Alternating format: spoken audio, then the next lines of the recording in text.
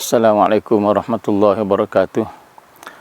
Alhamdulillah nahmaduhu wa nasta'inuhu wa nastaghfiruh wa na'udzubillahi min syururi anfusina wa min sayyiati a'malina. May yahdihillahu fala mudhillalah wa man yudlil fala hadiyalah. Asyhadu an la ilaha illallah wahdahu la syarikalah wa asyhadu anna Muhammadan abduhu wa rasuluh. Allahumma salli wa sallim ala sayyidina Muhammad wa ala alihi wa ashabihi wa man tabi'ahum bi ihsanin ila yaumiddin. Pertamanya terima kasih kepada pihak AADK Negeri Terengganu dan juga IMIS Negeri atas kerjasama dalam menghasilkan program ini yang sangat baiklah. Dan selamatlah pagi semua penonton-penonton di waktu pagi ini. Mudah-mudahan anda semua berada dalam keadaan sihat, baik, dan mudah-mudahan Allah Ta'ala sentiasa beri kita taufik dalam melaksanakan tuntutan yang diperintahkan kepada kita. Para penonton yang dirahmati Allah sekalian, Allah sangat baik sebenarnya. Ya, Allah sangat baik dengan kita sebenarnya. Sentiasa berikan kita berbagai-bagai nikmat, nikmat duniawi, nikmat ukhrawi, dan berbagai-bagai kemudahan. Walaupun kita sendiri banyak lupa dengan Allah, walaupun kita sendiri banyak dosa dengan Allah, sekarang dan dululah, masa-masa yang telah lalu, kita harap dengan kesempatan umur yang Allah masih beri kepada kita ini, Allah Ta'ala bukakan kita, berikan kita kesempatan sedikit masa untuk kita mampu menangis kepadanya atas segala dosa-dosa yang telah lalu. Sebenarnya Allah nak kita begitu. Allah ni Maha Pengasih. Kuasa pengampunan Allah lebih besar daripada dosa yang kita lakukan lagi. Besar manapun dosa yang kita lakukan, Allah sentiasa menerima taubat hamba-hambanya. Kalau kita tengok dalam hadis kursi, mafhum apa yang disebut oleh Nabi sallallahu alaihi wasallam, kalaulah ada pada hati seseorang hamba itu faham ataupun tahu yang Allah ni Maha Pengampun, maka Allah nak ampunkan dosa kita. Allah tak peduli apa dosa yang kita buat, malaikat syirik dengan Allah. Itu maksud hadis kursi riwayat At-Tabarani. Oleh kerana itu, saudara-saudara yang dikasihi sekalian, kita semua sebenarnya bersaudara. Mudah-mudahan hari ini kita bersama dan akhirat juga kita akan bersama di bawah satu naungan Allah Subhanahu Wa Taala. Kalau kita lihat dalam ayat Allah pun ada menyebut, Allah perintahkan kepada Nabi, Qul ya ibadiyallazina amanu, katakanlah olehmu wahai Muhammad, Qul ya ibadiyallazina asrafu ala anfusihim la taqnatullah innallaha yaghfiru dzunuba jami'a innahu huwal ghafurur rahim. Allah Ta'ala memerintahkan kepada Rasulullah supaya beritahu kepada hamba-hambanya, wahai hamba-hamba yang telah pun melampaui batas satu masa dulu, jangan kamu putus asa dengan rahmat kasih sayang Allah. Sesungguhnya Allah Maha Pengampun. Allah mengampunkan semua dosa-dosa hambanya. Dan sesungguhnya Allah itu Maha Pengampun lagi Maha kasih sayang.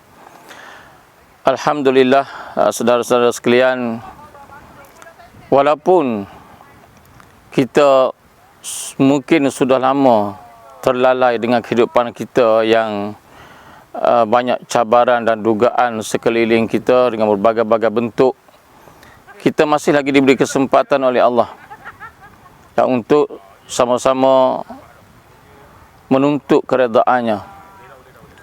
Oleh kerana itu, saya mengajak termasuk saya sendiri dan tuan-tuan sekalian, saya mengajak marilah kita sama-sama membina iman. Membina iman, membina hubungan kita dengan Allah, membina taqwa. Kerana sesungguhnya itulah sebaik-baik yang kita nak cari sebelum kita dipanggil oleh Allah Subhanahu Wa Taala untuk menghadapnya. Saya juga tuan-tuan tidak terlepas daripada dosa dan maksiat terhadap Allah. Siapa saja yang bernama manusia tidak maksum. Sama sekali tidak maksum. Pernah terlibat dengan maksiat kepada Allah yang lepas dan mungkin juga yang akan datang. Tetapi apa yang Allah nak ialah kita sentiasa kembali kepadanya bila terjatuh atas sesuatu maksiat. Kita nak Allah, tuan-tuan. Kita nak di waktu Allah panggil kita, kita nak Allah bersama kita. Di waktu Allah letakkan kita di hujung umur kita, tuan-tuan, kita nak supaya Allah pelihara kita. Kita tak nak Allah lepaskan kita kepada syaitan penyesat yang sentiasa mencari ruang untuk merosakkan iman kita. Tuan-tuan sekalian, Allah tidak menjanjikan semata-mata dengan ilmu itu seorang itu akan selamat. Tetapi Allah nak tengok kita ni ada 3 perkara besar yang perlu kita cari sebelum kita meninggal alam ini. Yang pertama ialah al-ilmu nafi', ilmu yang memberi manfaat. Ilmu yang bila kita dapat, Allah tolong kita untuk semakin dekat dengan dia. Itu ilmu nafi'. Ilmu nafi' juga bermaksud ilmu yang boleh membina hubungan kita dengan Allah. Ilmu nafi' juga bermaksud ilmu yang orang lain boleh tumpang kita. Orang lain boleh rasa nikmat juga dengan adanya ilmu pada kita. Ini yang pertama, tuan-tuan. Kita kena mohon dengan Allah. Ilmu nafi' ni dia tidak mudah untuk diperolehi. Kalau ilmu yang Allah berikan kepada kita tidak memberi manfaat, tidak berguna, maka kita akan lihat walaupun kita mempunyai ilmu yang tinggi, tapi dengan ilmu itu tidak dapat membawa kita kepada Allah, tidak membawa kita untuk kenal Allah. Oleh kerana itu, ilmu nafi' ni kita kena minta dan ada adab yang tertentu yang perlu kita tuntut sungguh-sungguh dengan Allah, minta tolong dengan Allah. Yang kedua, tuan-tuan, apa yang perlu ada pada kita ialah amal soleh. Jaga amal soleh. Apa itu amal soleh? Amal soleh itu ialah sesuatu amal baik yang kita buat diterima oleh Allah. Kalau sesuatu amal baik yang kita buat tetapi Allah tidak terima, maka itu tidak tergolong dalam golongan amal soleh di akhirat kelak. Walaupun di dunia nampak sebagai soleh, amal itu nampak sebagai baik. Dan ramai di kalangan kita umat ini yang menyangka amal mereka diterima oleh Allah, tetapi bila dihadapkan di hadapan Allah, bila kita nak lihat, kita nak pergi jumpa Allah di akhirat kelak, Allah sebut di mana Allah kata amal-amal yang kita buat seperti habuk yang berterbangan. Wa qadimna ila ma amilu min amalin faja'alnahu haba'an mansura. Akan berlaku di akhirat kelak, tuan-tuan, bukan saja daripada golongan yang non-muslim yang tak dapat lihat amal yang dia buat, kerja-kerja baik yang dia buat, bahkan kita sebagai seorang mukmin juga, kalau amal kita tersekat, tertolak disebabkan sesuatu yang kita buat yang Allah tak setuju, maka amal kita juga kalau tidak diampunkan oleh Allah Ta'ala, tidak juga diterima. Faja'alnahu haba'an mansura. Tuan-tuan sekalian, oleh kerana itu kita kena bina amal kita. Bagaimana kita nak jadikan amal kita itu soleh, amal kita itu baik? Yang pertama, kita kena betulkan amal kita mengikut sunnah Nabi SAW. Jangan lari daripada maksud yang sebenar. Kita kena ikut panduan yang ditunjukkan oleh Nabi SAW. Dan kita kena faham Apa yang kita buat? Adab. Adab sangat penting. Dan adab sangat penting untuk memastikan kita menjadi seorang yang sempurna dengan adanya ilmu dan adanya amal. Tuan-tuan, Nabi SAW dia sebagai muallim, mudaris terhadap sahabat-sahabat dia. Nabi sebagai murabbi, dan Nabi sebagai murabbi, mursyid, dan juga Nabi sebagai muaddib kepada sahabat-sahabat baginda. Nak menyempurnakan akhlak ini satu proses yang sangat panjang.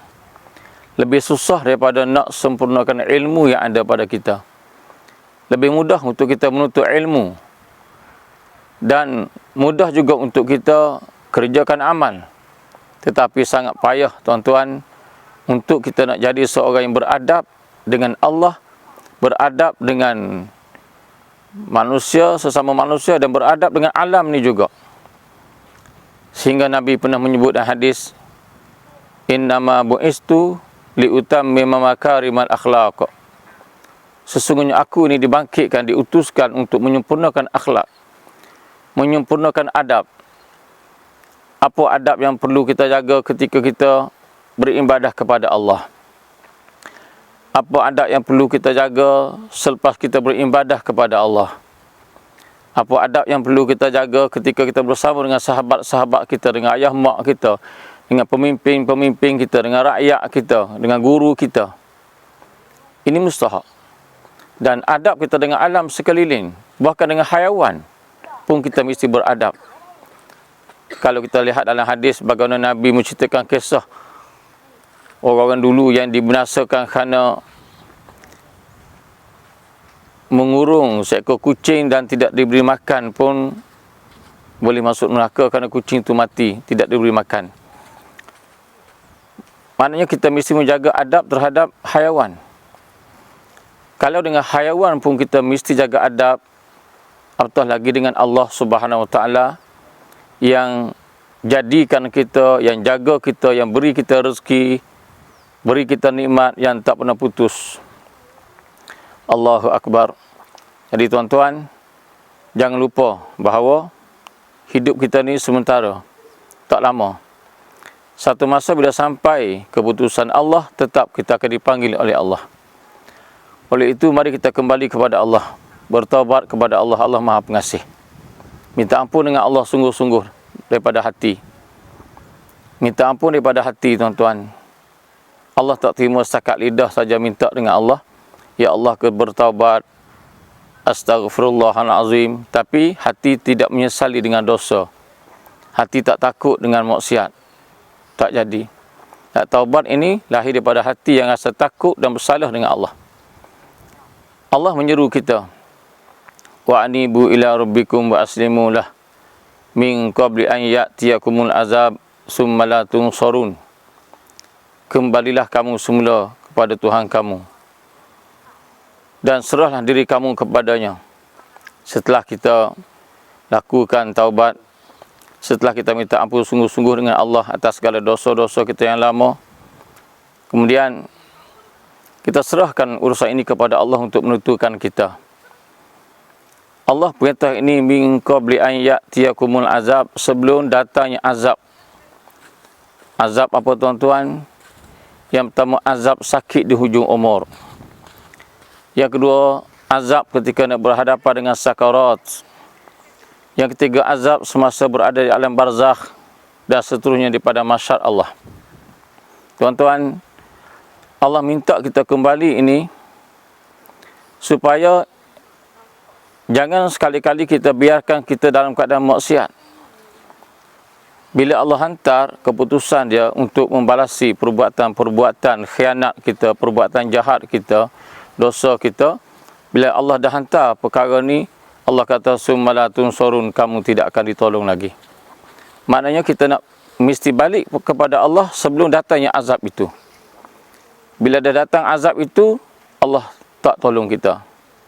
Kerana azab yang Allah hantar dengan tujuan untuk takzib, Allah tak angkat. Dan bukannya menjadi kifarah dosa. Azab yang datang kepada kita yang menjadi kifarah dosa, yang dipanggil azab takrib ataupun azab takdib, itu tak apa, itu baik. Itu dapat mengkifarahkan dosa kita, mengangkat darjat kita. Tetapi kalau azab tadi azab takzib, Allah nak azab kita sebelum dia bawa ataupun sebelum didatangkan azab yang sebenar di alam barzakh dan di akhirat kelak, maka azab ni kita tengok tuan-tuan, kita tak mampu lagi untuk berubat. Kita biasa lihat tuan-tuan, ketika seseorang berada di akhir umur, ketika berada di akhir umur, ramai yang Allah uji dengan sakit. Ada antara sakit mereka ni yang masih boleh bergerak, yang masih lagi berakal, boleh bercakap, makan, minum. Tetapi Allah dah sekat mereka, tak mampu untuk ingat Allah, sembahyang pun tidak.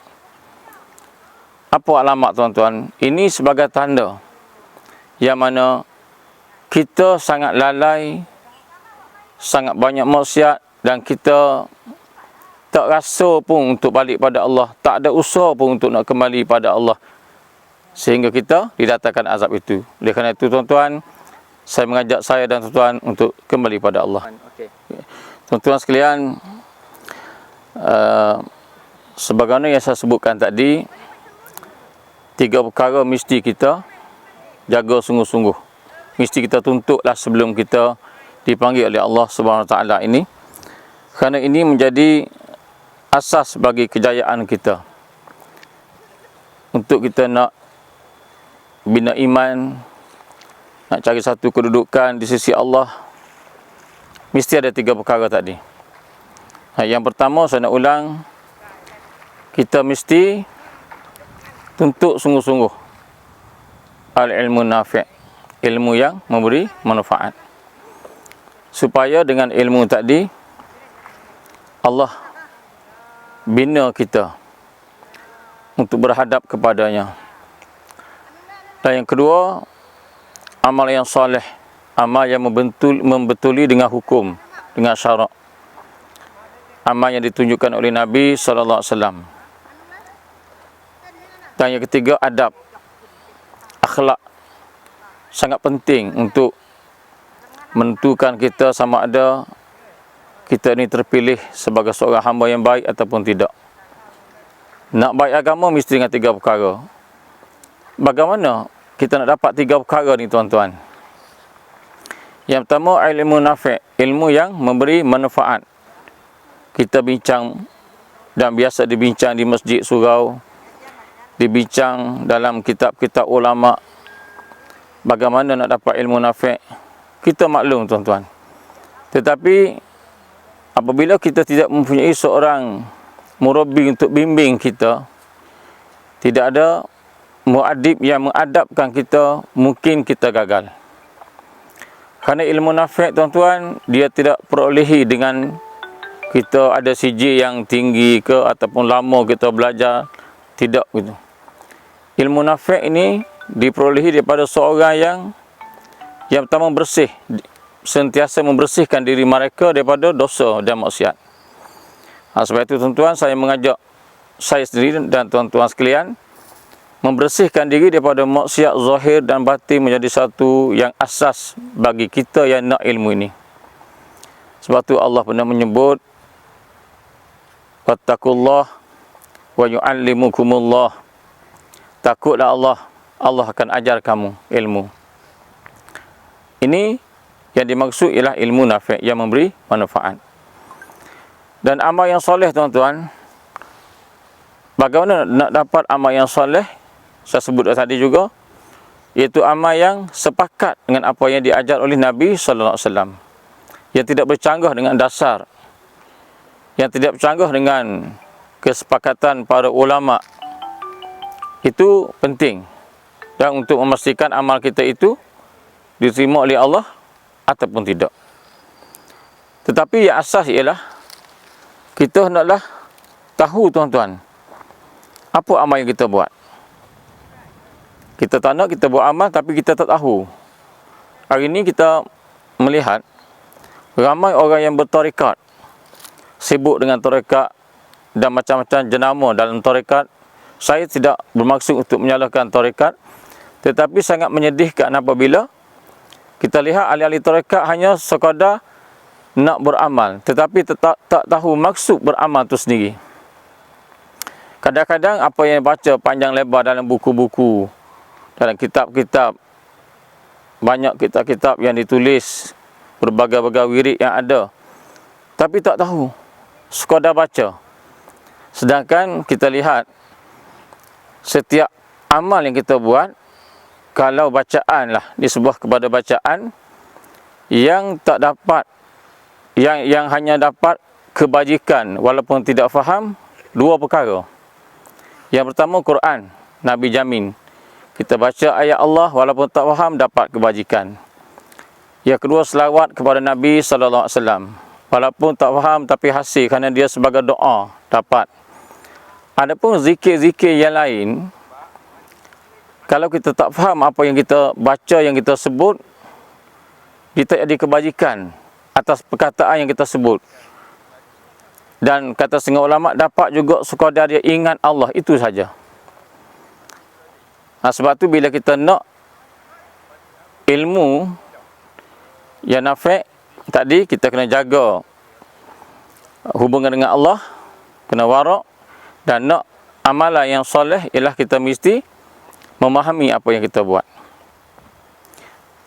Adab, tuan-tuan.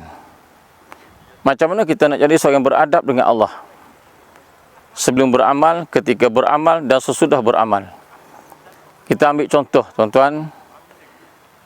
Ketika kita selesai amal, kita sudah beramal, apa yang perlu kita bercakap dengan Allah sebagai adab? Ini sebagai contoh. Kebiasaan kita bila tidak diadabkan oleh muadib kita, tidak diadabkan oleh mursyid, oleh murabi kita, mungkin kita akan rasa kita beramal kerana ada kekuatan. Kita seorang yang hebat. Seorang yang hebat, dapat beramal. Mungkin itu yang kita rasa.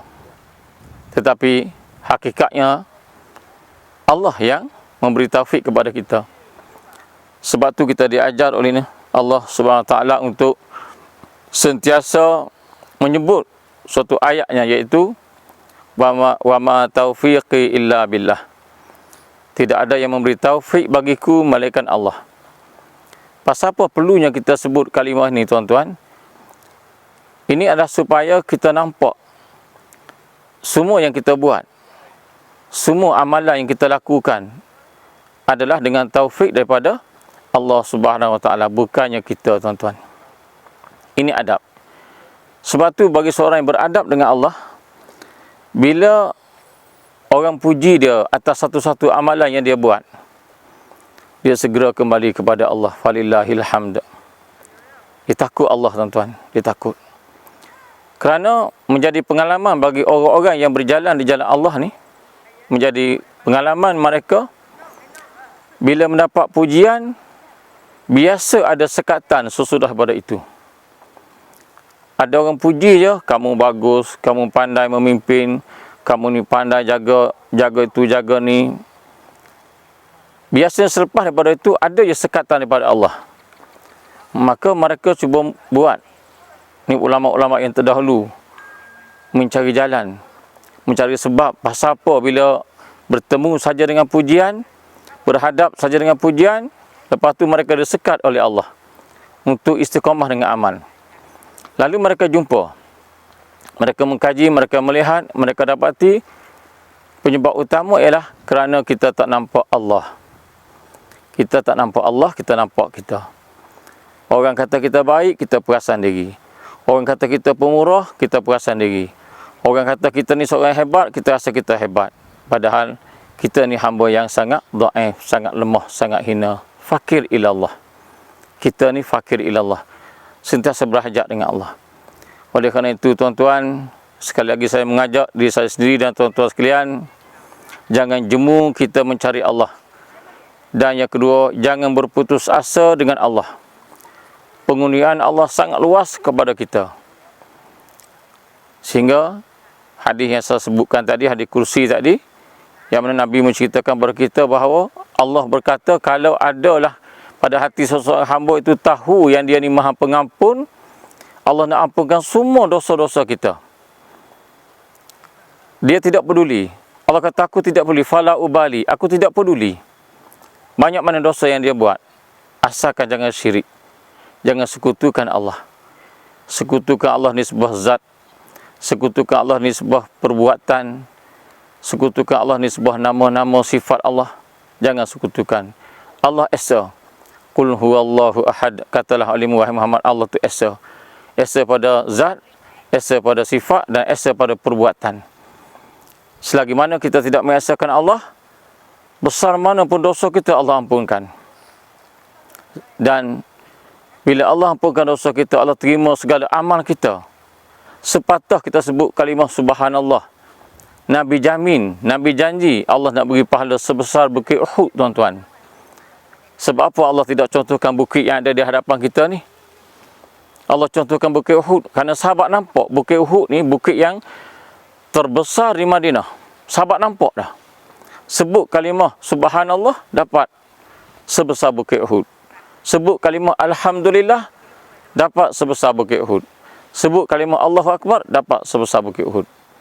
Oleh kerana itu, tuan-tuan, kan Allah, sentiasalah sebut Allah, sentiasalah memuji Allah. Saya ingat satu hadis Nabi SAW pernah menyebut, afdalu zikri la ilaha illallah wa afdalu doa alhamdulillah. Nabi kata seafdal zikir, selebih-lebih zikir ialah kalimah la ilaha illallah, dan seafdal doa ialah alhamdulillah. Kita pun hairan juga, kalau Nabi kata seafdal zikir la ilaha illallah, kita pun memang faham. Tetapi bila Nabi sebut seafdal doa ialah alhamdulillah, kita pun heran.